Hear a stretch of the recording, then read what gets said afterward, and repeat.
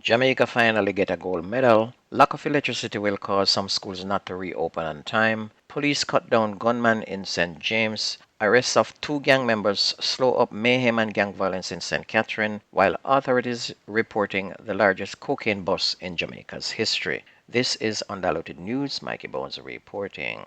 First Vice President of the Jamaica Association of Principals and Vice Principals, Linton Weir, said the lack of electricity at a number of schools, including Cross Keys High in Clarendon, is hampering preparation ahead of the start of the new academic year in September. Mr. Weir pointed out that some parents have not yet received report cards as the process is yet to be completed due to the lack of electricity. They have not been able to put together their school improvement plan because all of these things rely heavily on electricity, he explained.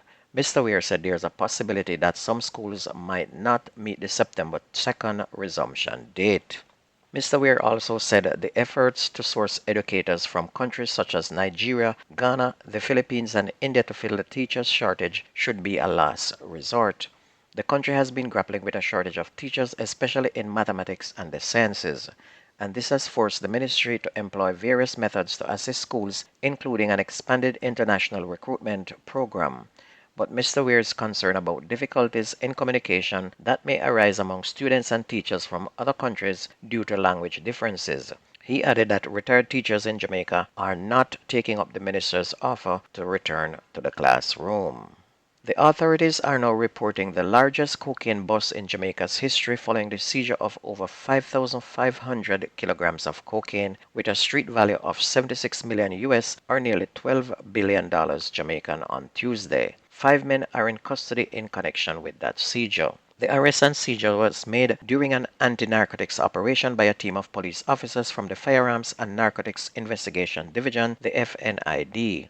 Superintendent Sam Blake, head of the Firearms and Narcotics Investigation Division, said the operation has put a dent into a drug trafficking network. A Colombian national, an accountant, as well as a deportee are among the 5 men nabbed. A recent pair of gun court convictions has the St. Catherine South Police Division hopeful that it has broken the back of major gangs operating in two volatile areas under its command, Central Village and Old Harbor Bay, disrupting criminal activities including extortion, rape, and the drugs for guns trade. The conviction of Mark Foodie Jacobs and Christopher Cockhead Parchment on July 19 and 31st respectively are being hailed by St. Catherine South Police as having put a dent in the ability for gangs to wage war in the division. Jacobs, allegedly a top member of Central Village Chinatown gang and named by the police as a person of interest in several murders in the area, was found guilty of shooting with intent by High Court Judge Vaughn Simmet. Another man known as Creep was killed and a handgun recovered in that incident as well. Jacobs, who was charged on July 4th of 2023 for shooting at the police on June 9 of 2023, as well as possession of a prohibited weapon and unauthorized ammunition, is allegedly a major player in the Chinatown gang's extortion activities at the area's taxi stand, and he's scheduled to be sentenced on September 10. Another allegedly Chinatown gang member, Twain Watson, was convicted earlier this year for raping the same victim on 2 separate occasions. The victim claimed she was told by Watson that this was how her family would pay rent to live in the community, added the police source. Cockhead Parchment, an alleged gang leader in the Dagger Bay community of Old Harbor, he was convicted by High Court Judge Lisa Palmer Hamilton for a 2020 shooting incident involving police personnel from the St. Catherine South Special Operations Unit. Gangs from Terminal Road and Dagger Bay were fighting over spoils from the drugs for guns trade in the Old Harbor Bay community, and this has led to loss of lives, including gang members in gun battles with the police. Parchment was seriously wounded in the shooting incident with the police, but he managed to survive, and he's to be sentenced on October 18 of this year.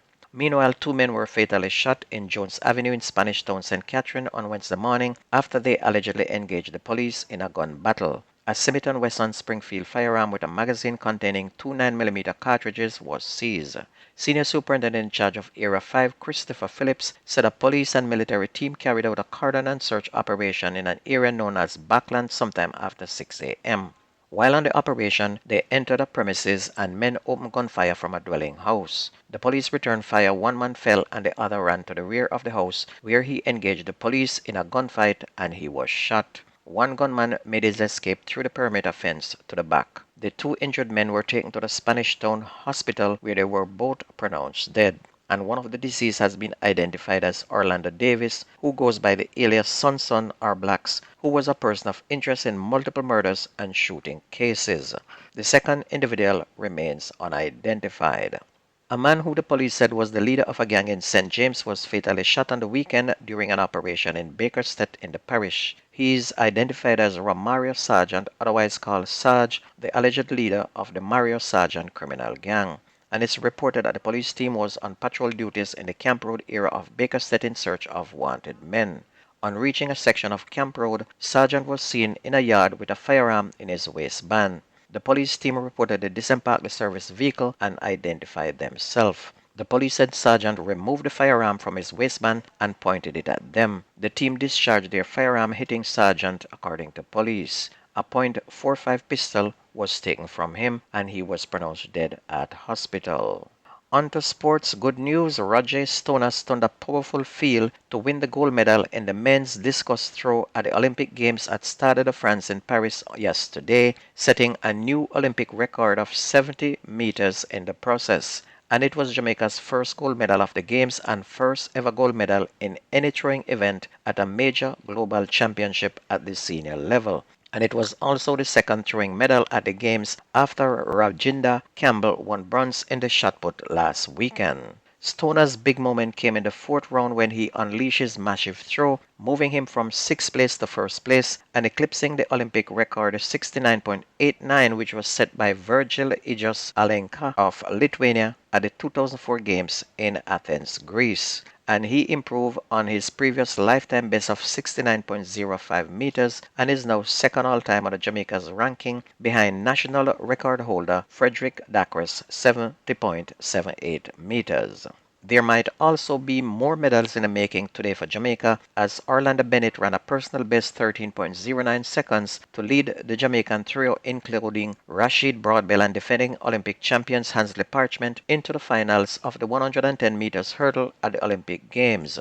Broadbell, who clocked 13.21 seconds, and Bennett won their heats and qualified automatically, while Parchment, who finished third in the first semi-final with a season's best 13.19 seconds, advanced on time. And the medals them maga this year, but as we say, 1-1 cocoa full basket.